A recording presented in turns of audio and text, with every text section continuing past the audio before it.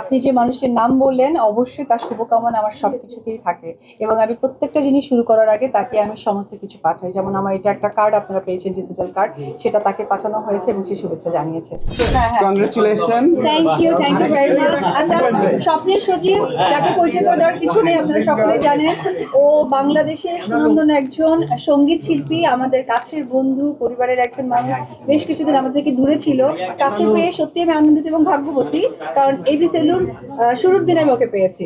তো তুমি যদি একটু শুভেচ্ছা বার্তাটা দাও। আমি আসলে অনেক গর্বিত, কারণ অপু বিশ্বাস তো আমাদের সারা বাংলাদেশের মানুষের প্রিয় একজন মুখ, কিন্তু তিনি ব্যবসায়ী হিসেবেও এত সফলতার সাথে মেয়েদের বুটিক করলো, পার্লার করলো, এখন ছেলেদেরটাও তিনি করেছেন। তো আমরা খুব হ্যাপি যে আমরা আমাদের সার্ভিসগুলো এখানে নিতে পারবো এবং বন্ধু অপু আরও অনেক দূরে এগিয়ে যাক। অপুর সাথে যারা আছেন, কাজী আছেন, মাসুদ আছেন এবং আপনারা সকলে আছেন, সবাই আপনারা অনেক অনেক দোয়া করবেন অপু যেন আমাদের ব্যবসায়িক হিসেবেও একেবারে সাফল্যের চূড়ান্ততে পৌঁছে যায়। অপুর জন্য একটি দোয়া এবং একটি করতালি প্লিজ। Thank you Apu. প্রথমত আমার খুব পছন্দের হিরোইন অপু বিশ্বাস, আমরা যাকে ঢালিউড কুইন হিসাবে চিনি। তো তার সিনেমার সাফল্যের কথা আমরা সবাই জেনেছি, বাট সে ব্যবসায়িকভাবেও যে সফল সেটা আমরা এটা প্রমাণ পেয়েছি। এর আগেও তার পার্লার ছিল, তার বুটিক ছিল, যেগুলো সে সাকসেসফুলি করেছে। তো সেটারই ধারাবাহিকতা সে আরেকটা আউটলেট খুললো খুব সুন্দর একটা লোকেশনে। আমরা সবাই সেখানে এসেছি। আমরা চাই এটার খুব দীর্ঘায়ু কামনা করতে এবং এই ব্যবসাটাও যাতে তার খুব সফল হয় সেটা কামনা করি। ধন্যবাদ সবাইকে। Thank you.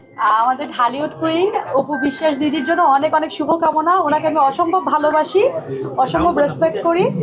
আপু তো এর আগেও ব্যবসায়ী হিসেবে অনেকদিন যাবতই আছে আমাদের মধ্যে। আপুর পার্লারও আছে, খুব খুব সুন্দর একটা পার্লার আছে, আমি পার্লারটা ভিজিট করেছি।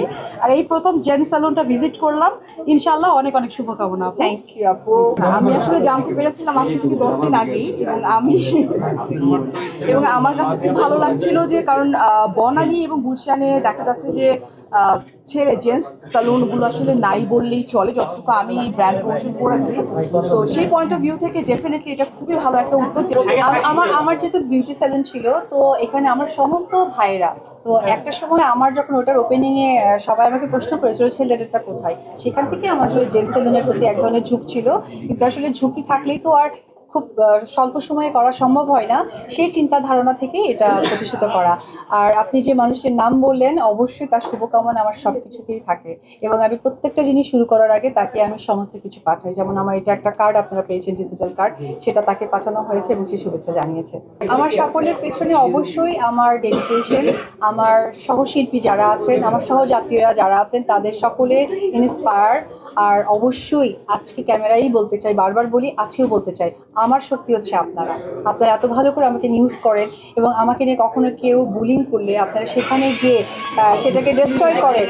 তো আমার কাছে মনে হয় যে আপনারা আমার সব থেকে বড় সাফল্যের চাবিকাঠি, কারণ আমার বাবা মা নেই, কিন্তু বাবা মার জায়গা থেকে এই ভাইয়েরা আমাকে ঠিক এক জায়গায় থেকে আমাকে সাপোর্ট করে। থ্যাংক ইউ ভাইয়া।